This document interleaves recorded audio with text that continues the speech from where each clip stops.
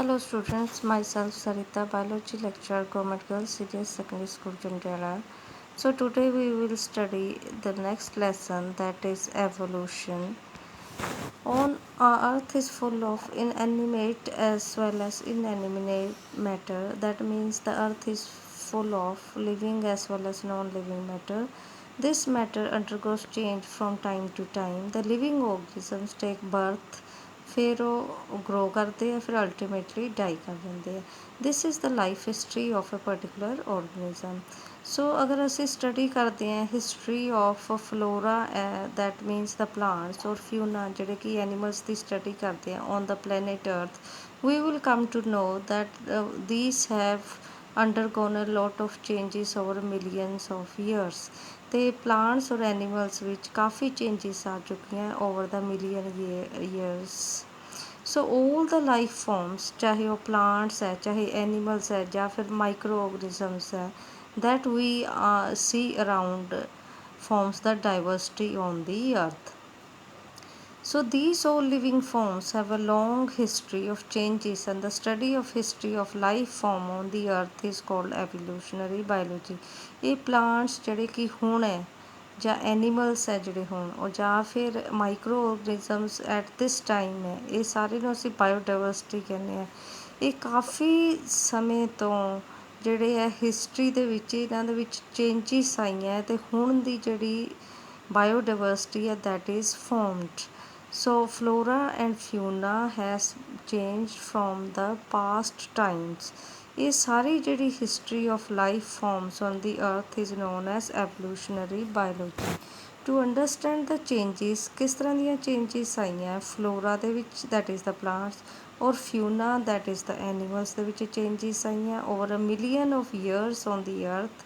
ਇਹਨੂੰ ਅੰਡਰਸਟੈਂਡ ਕਰਨ ਲਈ ਵੀ have to study the origin of life. Life ਕਿਸ ਤਰ੍ਹਾਂ ਸ਼ੁਰੂ ਹੋਈ, ਐਵੋਲੂਸ਼ਨ ਆਫ ਦੀ ਅਰਥ ਕਿਸ ਤਰ੍ਹਾਂ ਬਣਿਆ, ਸਟਾਰਸ ਕਿਸ ਤਰ੍ਹਾਂ ਬਣੇ, ਔਰ ਯੂਨੀਵਰਸ ਕਿਸ ਤਰ੍ਹਾਂ ਬਣਿਆ।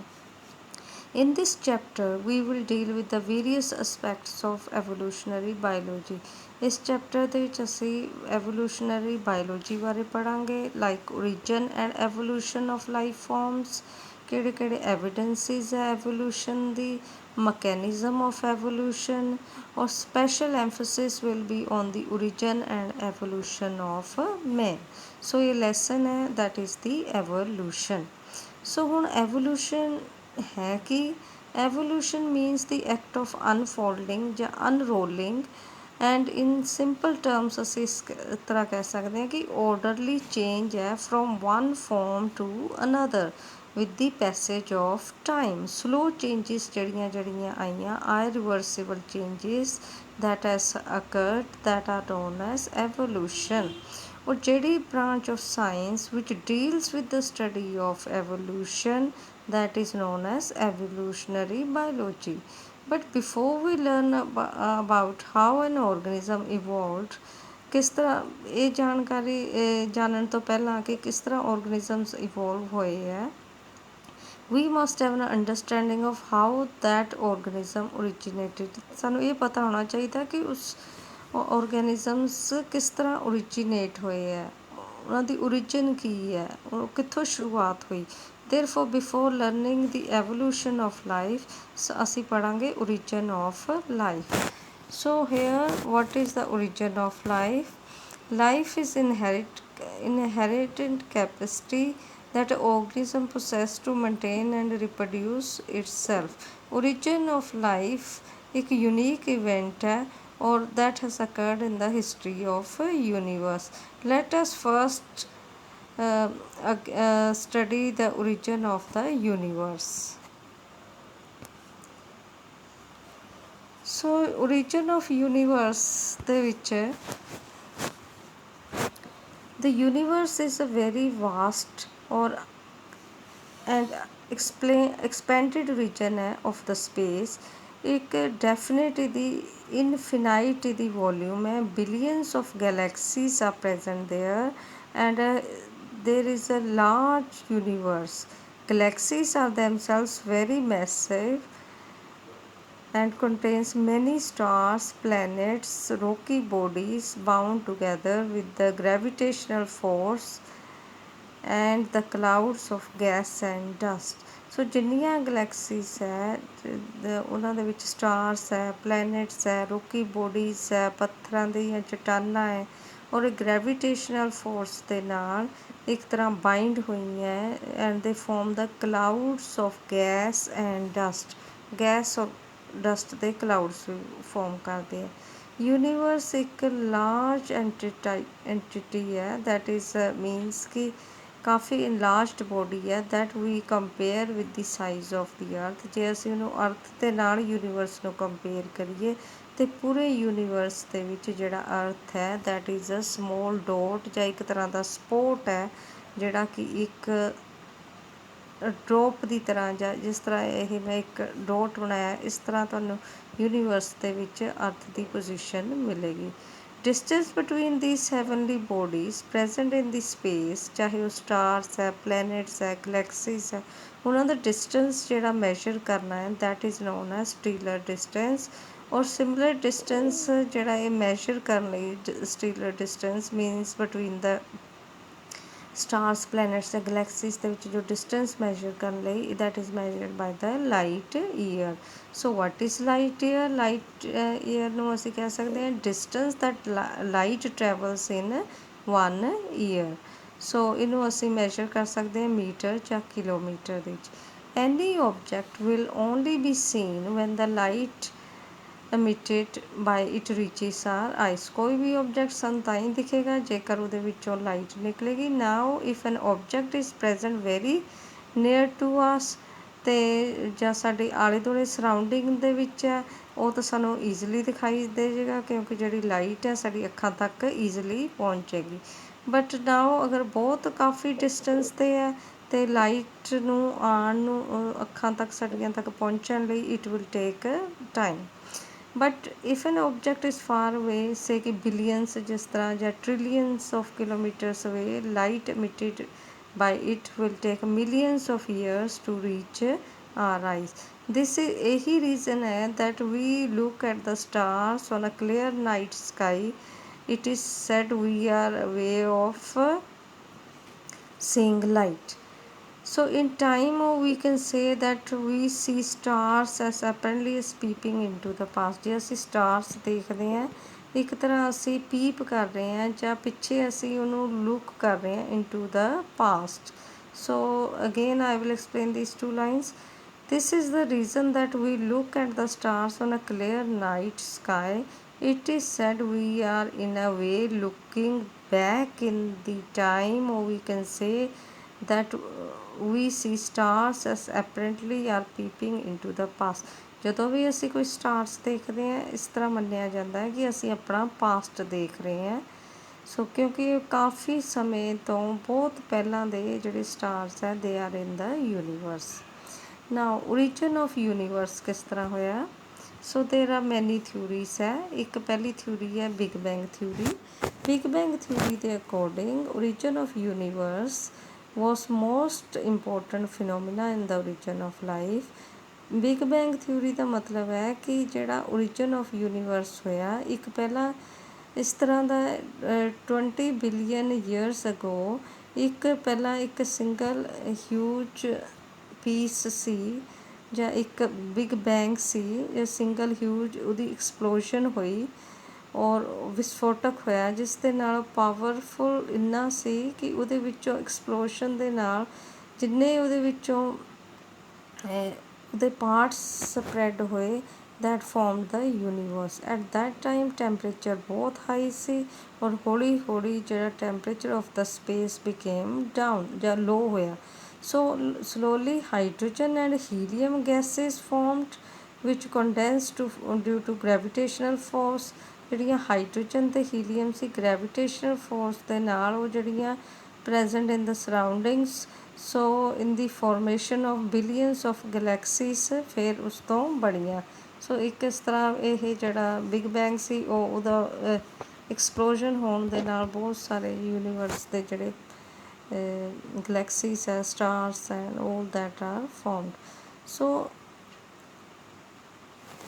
In the solar system ਜਿਹੜੀ ਸਾਡੀ ਗਲੈਕਸੀ ਹੈ that is the Milky Way galaxy ਜਾਂ ਆਕਾਸ਼ ਗੰਗਾ ਅਸੀਂ ਇਹਨੂੰ ਕਹਿੰਦੇ ਹਾਂ that has been formed about 4.5 billion years ago। ਜਿਸ ਗੈਲੈਕਸੀ 'ਤੇ ਅਸੀਂ ਹਾਂ that is known as Akash Ganga or Milky Way। ਔਰ ਇਹ ਮੰਨਿਆ ਜਾਂਦਾ ਕਿ ਇਹ ਜਿਹੜੀ ਗਲੈਕਸੀ ਹੈ that is about 4.5 billion years ago ਇਹਦੀ ਫੋਰਮੇਸ਼ਨ ਹੋਈ ਹੈ। So the gases envelop ਜਿਹੜੀ atmosphere was not present on the early earth। ਜਿਹੜਾ ਪਹਿਲਾ ਅਰਥ ਸੀ ਉਹਦੇ ਆਲੇ ਦੁਆਲੇ ਕੋਈ ਐਟਮੋਸਫੇਅਰ ਨਹੀਂ ਸੀ, ਲੇਕਿਨ ਜਦੋਂ ਵੋਲਕੈਨਿਕ ਇਰਪਸ਼ਨਸ ਹੋਈਆਂ ਅਤੇ ਉਹਦੇ ਵਿੱਚੋਂ ਜਿਹੜਾ ਮੋਲਟਨ ਮਾਸ ਸੀ that was released। ਔਰ ਫਰੋਮ ਇਸ ਮੋਲਟਨ ਮਾਸ ਜਿਹੜਾ ਉਹਦੇ ਵਿੱਚੋਂ ਵੋਲਕੈਨੋਸ ਦੇ ਵਿੱਚੋਂ ਨਿਕਲਿਆ ਉਹਦੇ ਵਿੱਚ ਮੀਥੇਨ ਗੈਸ ਸੀ, ਅਮੋਨੀਆ ਸੀ and carbon dioxide. So water vapours ਵੀ ਸੀ। ਫਿਰ ਜਿਹੜੀਆਂ ਅਲਟਰਾਵਾਇਲਟ ਰੇਡੀਏਸ਼ਨ ਸੀ ਸਨ ਦੀਆਂ they acted upon the water molecule ਔਰ ਉਹਨੂੰ ਬ੍ਰੇਕ ਕਰ ਦਿੱਤਾ into hydrogen and oxygen. So ਉਸ ਤੋਂ ਬਾਅਦ ਜਿਹੜਾ ਹਾਈਡਰੋਜਨ ਅਤੇ ਆਕਸੀਜਨ ਬਣ ਗਿਆ। ਜਿਹੜਾ ਹੁਣ hydrogen C that was lighter, ਇਸ ਕਰਕੇ ਉਹ ਸਕੇਪ ਕਰ ਗਿਆ ਔਰ ਓਨਲੀ ਆਕਸੀਜਨ ਜਿਹੜਾ ਸੀਗਾ ਹੁਣ left it combined with the ammonia and methane. ਅਤੇ ਬਣਾਇਆ ਕਿ ਉਹਨਾਂ ਦੇ ਨਾਲ ਆਕਸੀਜਨ ਨੇ ਕੰਬਾਈਨ ਕਰਕੇ ਵਾਟਰ ਐਂਡ ਕਾਰਬਨ ਮੋਨੋਆਕਸਾਈਡ ਔਰ ਅਦਰ ਗੈਸਿਸ। ਜਿਹੜਾ ਫ੍ਰੀ ਆਕਸੀਜਨ ਸੀ ਜਿਹੜਾ ਕਿ ਇਸ ਹੁਣ ਇਨਵਾਇਰਮੈਂਟ ਦੇ ਵਿੱਚ ਹੈ ਉਹ ਅਰਲੀ ਅਰਥ ਦੇ ਉੱਪਰ ਨਹੀਂ ਸੀ। ਅਰਲੀ ਐਟਮੋਸਫੇਅਰ ਜਿਹੜਾ ਸੀ ਉਹ ਰਿਡਿਊਸਿੰਗ ਸੀ due to the absence of oxygen, ਲੇਕਿਨ ਜਿਹੜਾ ਹੁਣ ਐਟਮੋਸਫੇਅਰ 'ਤੇ ਜਿਹੜਾ ਆਕਸੀਜਨ ਹੋਣ ਕਰਕੇ it is oxidising atmosphere. So there was present in the form of compounds. ਜਿਹੜਾ ਹੁਣ ਆਕਸੀਜਨ ਹੈ that was present in the form of water and carbon dioxide. Oxygen also participated in the formation of ozone layer. Oxygen ਤੋਂ ਫਿਰ ozone O3 ਦੀ formation ਹੋਈ that is due to the presence of ultraviolet radiations। O3 molecules clustered to form a ozone layer। ਇਹ ਫਿਰ cluster ਹੋ ਗਏ ਔਰ ਇਹਨਾਂ ਨੇ ਇੱਕ ਓਜ਼ੋਨ ਲੇਅਰ ਬਣਾਤੀ ਅਰਥ ਦੇ ਆਲੇ ਦੁਆਲੇ। So as a result oxygen molecules clustered to form the ozone layer which acts as a shield। ਇੱਕ ਸ਼ੀਲਡ ਦਾ ਕੰਮ ਕਰਦਾ ਹੈ to save up atmosphere from the harmful UV radiations। ਸੋ ਜਿਹੜੀਆਂ UV radiations ਹੈ ਸੂਰਜ ਤੋਂ ਆ ਰਹੀਆਂ ਉਹ ਅਰਥ ਤੱਕ ਨਹੀਂ ਪਹੁੰਚ ਸਕੀਆਂ due to the presence of ozone layer, ਜਿਹਦੇ ਕਾਰਨ ਲਾਈਫ ਪੋਸੀਬਲ ਹੋ ਸਕੇ। ਸੋ ਵਾਟਰ ਵੇਪਰਸ ਜਿਹੜੇ ਸੀਗੇ ਦੇ condense to form water drops ਵਿੱਚ ਫੁੱਲ ਫਿਰ ਵਾਟਰ ਡ੍ਰੌਪਸ ਬਣੇ ਵਿੱਚ ਫੈਲ ਐਸ ਰੇਨ ਦੇ ਫੋਰਮ ਦੇ ਵਿੱਚ ਆ ਗਏ ਔਰ ਜਿੰਨੇ ਅਰਥ ਦੇ ਉੱਪਰ ਡਿਪਰੈਸ਼ਨ ਸੀਗੇ ਮੀਨਸ ਜਿਹੜੀਆਂ ਇਹਦੇ ਵਿੱਚ ਕੈਵਿਟੀਜ਼ ਸੀਗੀਆਂ ਅਰਥ ਦੇ ਵਿੱਚ ਦੇ ਬਿਕੇਮ ਫਿਲਡ ਵਿਦ ਵਾਟਰ। ਨਾ ਉਸ ਤੋਂ ਬਾਅਦ ਜਿਹੜੀਆਂ ਕਿ ਇਹ ਪਾਣੀ ਨਾਲ ਭਰਨ ਦੇ ਨਾਲ ਓਸ਼ਨਸ ਬਣੀਆਂ। But during all these changes took place, so we can say that now ਜਿਹੜਾ ਅਰਥ ਹੈ that has been formed many billion of years ago। so earth formed 4.5 billion years ago।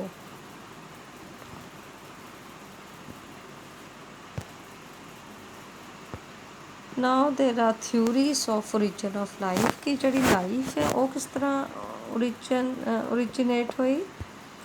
ਸੋ ਜਿਹੜੀਆਂ ਥਿਊਰੀਜ਼ ਹੈ ਇੱਕ ਪਹਿਲੀ ਜਿਹੜੀ theory ਹੈ that is theory of special creation. ਇਹਦੇ according ਇਹ ਹੈ ਕਿ ਜਿਹੜੀ ਲਾਈਫ ਹੈ that is created by super natural powers, ਜਿਹੜੇ ਕਿ ਮੀਨਸ ਕਿ ਗੋਡ ਹੈ ਜਾਂ ਕ੍ਰੀਏਟਰ ਹੈ that has created the life. ਔਰ ਇਸ ਤਰ੍ਹਾਂ ਮਟੀਰੀਅਲਸ ਤੋਂ ਜਿਹੜੀ ਲਾਈਫ ਪਹਿਲਾਂ ਓਰੀਜੀਨੇਟ ਹੋਈ।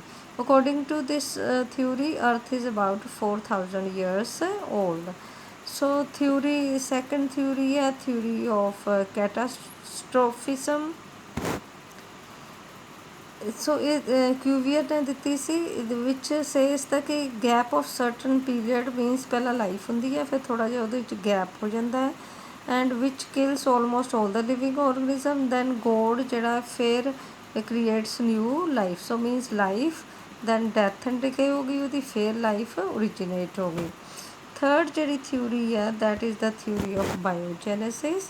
ਇਹਦੇ ਅਕੋਰਡਿੰਗ ਹੈ ਕਿ ਲਾਈਫ ਜਿਹੜੀ ਪ੍ਰੀ ਐਗਜ਼ਿਸਟਿੰਗ ਲਾਈਫ ਤੋਂ ਓਰੀਜੀਨੇਟ ਕਰਦੀ ਹੈ।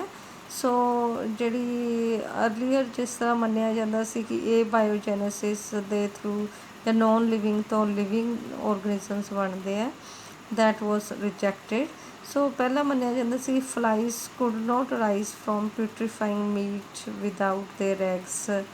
ਸੋ ਇਸ ਤਰ੍ਹਾਂ ਜਿਹੜੇ ਐਕਸਪੈਰੀਮੈਂਟਸ ਸੀ ਦੈਟ ਵਰ ਪ੍ਰੂਵਡ। ਪਹਿਲਾਂ ਇਸ ਤਰ੍ਹਾਂ ਕਿ ਇਹਦੇ ਵਿੱਚ ਮੀਟ ਦੇ ਪੀਸਿਸ ਲਏ ਗਏ ਔਰ ਉਹਦੇ ਵਿੱਚ ਮੀਟ ਦੇ ਪੀਸਿਸ ਦੇ ਵਿੱਚੋਂ ਲਾਈਫ ਓਰੀਜੀਨੇਟ ਹੋ ਗਈ। ਸੋ ਇਹਦੇ ਅਕੋਰਡਿੰਗ ਇਹ ਸੀ ਕਿ ਜਿਹੜੀ ਕੋਈ ਪ੍ਰੀ ਐਗਜ਼ਿਸਟਿੰਗ ਕੋਈ ਲਾਈਫ ਹੈ ਉਸ ਤੋਂ ਜਿਹੜੀ ਦੂਸਰੀ ਲਾਈਫ ਓਰੀਜੀਨੇਟ ਹੋ ਜਾਂਦੀ ਹੈ। ਸੋ ਬਟ ਇਹ ਅਕੋਰਡਿੰਗ ਟੂ ਦਿਸ ਥਿਊਰੀ ਜਿਹੜੀ ਬਾਇਓਜੈਨੇਸਿਸ ਹੈ ਇਹਦੇ ਅਕੋਰਡਿੰਗ ਹੈ ਕਿ ਕੋਈ ਲਿਵਿੰਗ ਚੀਜ਼ ਕੋਈ ਪਿਛਲੀ ਕੋਈ ਲਿਵਿੰਗ ਚੀਜ਼ ਤੋਂ ਹੀ ਅਰਾਈਜ਼ ਹੁੰਦੀ ਹੈ। ਸੋ ਇੱਕ ਇਸ ਤਰ੍ਹਾਂ ਲੂਇਸ ਪਾਸਚਰ ਨੇ ਵੀ ਐਕਸਪੈਰੀਮੈਂਟਸ ਕੀਤੇ, ਇੱਕ ਫਲਾਸਕ ਲਈ ਔਰ ਉਹਦੇ ਵਿੱਚ ਨਿਊਟ੍ਰੀਐਂਟਸ ਪਾਏ ਔਰ ਜੇਕਰ ਫਲਾਸਕ ਓਪਨ ਸੀ ਫਿਰ ਉਹਦੇ ਵਿੱਚ ਮਾਈਕਰੋ ਆਰਗੈਨਿਜ਼ਮਸ ਦੀ ਗਰੋਥ ਹੋਈ। ਅਦਰਵਾਈਜ਼ ਜੇ ਉਹਨੂੰ ਫਲਾਸਕ ਦਾ ਜਿਹੜੀ ਸਟਰਲਾਈਜ਼ ਕਰਕੇ ਉਹਨੂੰ ਉਹਦਾ ਸਵੈਨ ਨੈਕ ਫਲਾਸਕ ਕਹਿੰਦੇ ਸੀ, ਉਹਨੂੰ ਫਲਾਸਕ ਨੂੰ ਬੰਦ ਕੀਤਾ ਜਾਂਦਾ ਅਤੇ ਫਿਰ ਉਹਦੇ 'ਚ ਮਾਈਕਰੋ ਆਰਗੈਨਿਜ਼ਮਸ ਗਰੋ ਨਹੀਂ ਕਰਦੇ ਸੀ। ਮੀਨਸ ਕਿ ਲਾਈਫ ਓਰੀਜੀਨੇਟ ਕਰਦੀ ਹੈ ਫਰੋਮ ਪ੍ਰੀ ਐਗਜ਼ਿਸਟਿੰਗ ਲਾਈਫ। ਅਗਲੀ ਥਿਊਰੀ ਸੀ ਦੈਟ ਇਜ਼ ਕੋਸਮੋਜ਼ੋਇਕ ਥਿਊਰੀ। ਇਹਦੇ ਅਕੋਰਡਿੰਗ ਹੈ ਕਿ life came from outer space. ਕੋਈ ਆਊਟਰ ਸਪੇਸ ਤੋਂ ਕੋਈ ਸੀਡਸ, ਕੋਈ ਸਪੋਰਸ ਜਾਂ ਸਪਰਮਸ, ਇਸ ਤਰ੍ਹਾਂ ਦੀਆਂ ਟ੍ਰਾਂਸਫਰ ਆਫ ਦਾ ਸਪੋਰਸ ਵਗੈਰਾ ਜਿਹਨੂੰ ਅਸੀਂ ਕਹਿੰਦੇ ਹਾਂ ਪੈਨਸਪਰਮੀਆ। ਔਰ ਇਹ ਜਿਹੜੇ ਹੈ ਇਹਨਾਂ ਦੇ ਇਸ ਤਰ੍ਹਾਂ ਅਲੱਗ-ਅਲੱਗ ਯੂਨੀਵਰਸ ਦੇ ਵਿੱਚ ਇਹ ਇੱਕ ਜਗ੍ਹਾ ਤੋਂ ਦੂਸਰੀ ਜਗ੍ਹਾ ਤੱਕ ਸਪਰੈਡ ਹੋਏ ਔਰ ਜਿਹਦੇ ਕਾਰਨ ਜਿਹੜੀ ਲਾਈਫ ਸ਼ੁਰੂ ਹੋਈ। ਸੋ ਇਸ ਥਿਊਰੀ ਦਾ ਵੀ ਕੋਈ ਵੈਸੇ ਸਾਇੰਟੀਫਿਕ ਪ੍ਰੂਫ ਨਹੀਂ ਸੀ। Now the next theory is the theory of the spontaneous generation. The supporters of this theory states that life did not come from the outer space. Rather, a theory the according spontaneous generation of living organism from non-living matter present on the earth. ਇਹਦੇ according ਹੈ ਕਿ non living ਤੋਂ ਕੋਈ living ਚੀਜ਼ਾਂ ਬਣੀਆਂ। ਦੇ ਬਲੀਵਡ ਕਿ ਜਿਸ ਤਰ੍ਹਾਂ ਮੈਂ ਪਹਿਲਾਂ ਦੱਸਿਆ ਕਿ ਡਿਕੇਡ ਐਂਡ ਰੋਟਿੰਗ ਮਟੀਰੀਅਲਸ ਹੈ ਜਾਂ ਮੱਡ ਹੈ ਜਾਂ ਕੋਈ ਸਟ੍ਰੋ ਹੈ, ਉਹਨਾਂ ਤੋਂ ਲਾਈਫ ਓਰੀਜੀਨੇਟ ਹੋਈ। ਜਿਸ ਤਰ੍ਹਾਂ ਕਿ ਬਾਰਿਸ਼ ਦੇ ਦਿਨਾਂ 'ਚ ਗੰਡੋਏ ਆ ਗਏ ਜਾਂ ਫਿਰ ਹੋਰਸ ਦੀ ਟੇਲ ਦੇ ਵਿੱਚੋਂ ਇਹ ਵਰਮਸ ਵਗੈਰਾ ਨਿਕਲਦੇ ਆ। ਸੋ ਇਹਦੇ ਵਿੱਚ ਕੋਈ ਲੌਜਿਕ ਨਹੀਂ ਸੀ ਥਿਊਰੀ ਦਾ, ਬਟ ਦੇ ਬਲੀਵ ਦਾ ਕਿ ਨੋਨ ਲਿਵਿੰਗ ਤੋਂ ਲਿਵਿੰਗ ਅਰਾਈਜ਼ ਹੁੰਦੇ। However this concept was experimentally disproved. Louis Pasteur ਦਾ ਜਿਹੜਾ ਮੈਂ ਐਕਸਪੈਰੀਮੈਂਟ ਦੱਸਿਆ ਹੈ ਅਤੇ ਉਹਦੇ ਵਿੱਚ ਇਹ ਸ਼ੋਅ ਕੀਤਾ ਗਿਆ ਸੀਗਾ ਕਿ ਜਿਹੜੀ ਲਾਈਫ ਹੈ ਕੋਈ ਪ੍ਰੀ ਐਗਜ਼ਿਸਟਿੰਗ ਲਾਈਫ ਤੋਂ ਹੀ ਓਰੀਜੀਨੇਟ ਹੁੰਦੀ ਹੈ। ਹੀ ਸ਼ੋਡ ਦਿਸ ਬਾਈ ਪ੍ਰੀ ਸਟਰਲਾਈਜ਼ਡ ਫਲਾਸਕ ਲਈਆਂ and life did not come from the killed yeast while another flask open to air new living organisms। ਔਰ ਫਲਾਸਕ ਜੇ ਤੇ ਓਪਨ ਏਅਰ ਦੇ ਵਿੱਚ ਸੀ ਅਤੇ ਉਹਨਾਂ ਦੇ ਵਿੱਚ ਲਾਈਫ ਐਗਜ਼ਿਸਟ ਹੋਈ। ਈਸਟ ਜਿਹੜਾ ਮੀਡੀਅਮ ਸੀ ਉਹਦੇ ਵਿੱਚ ਐਗਜ਼ਿਸਟ ਹੋ ਗਿਆ। ਅਗਰ ਇਹਨੂੰ ਸਟਰਲਾਈਜ਼ ਹੀਟ ਕਰਕੇ ਨਿਊਟ੍ਰੀਐਂਟ ਮੀਡੀਅਮ ਨੂੰ ਔਰ ਉਹਨੂੰ ਸਟਰਲਾਈਜ਼ ਕੀਤਾ ਸੀ ਤਾਂ ਦੈਨ ਲਾਈਫ ਜਿਹੜੀ ਐਗਜ਼ਿਸਟ ਨਹੀਂ ਕਰਦੀ ਸੀ। ਸੋ ਥਿਊਰੀ ਆਫ ਜਿਹੜੀ spontaneous generation it failed.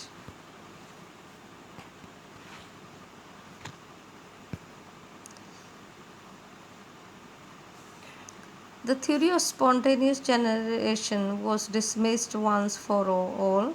So there was no explanation how the first life came from on the earth. Now next theory है chemical evolution ਦੀ। chemical evolution ਦੇ according कि they have come, life has come from pre-existing non-living organism molecules। ਕੋਈ non living organisms ਤੋਂ life ਦੀ ਬਣੀ ਹੈ, ਜਿਸ ਤਰ੍ਹਾਂ ਕਿ RNA ਪ੍ਰੋਟੀਨਸ ਹੈ। And the formation of life was proceeded by chemical evolution. Formation ਜਿਹੜੀ ਔਰਗੈਨਿਕ ਮੋਲੀਕਿਊਲਸ ਦੀ from inorganic constituted, inorganic compounds ਤੋਂ ਔਰਗੈਨਿਕ ਮੋਲੀਕਿਊਲਸ ਦੀ ਫੋਰਮੇਸ਼ਨ ਹੋਈ। ਫੋਰ ਐਗਜ਼ਾਮਪਲ ਇਹ ਫਰੀ ਐਟਮਸ ਹੈ। Simple inorganic molecules and compounds formation हो गए थे, hydrogen, water, ammonia and carbon dioxide. First organic compounds की फॉर्मेशन होगी। Then there is simple sugar, amino acids, glycerol, fatty acid, nitrogenous bases बन गए का ऑर्गेनिक कंपाउंड्स। देन फिर complex organic compounds की फॉर्मेशन होगी, प्रोटीन्स, फैट्स, न्यूक्लिक एसिड्स। और ये ਜਦੋਂ ਇਹਨਾਂ ਦੀ due to the presence of all these organic compounds, life formed. So first life appeared on the earth due to these molecules. So a chemical origin of life given by Operon and Haldane. So the formation of diverse organic molecules from inorganic constituents was termed as chemical evolution.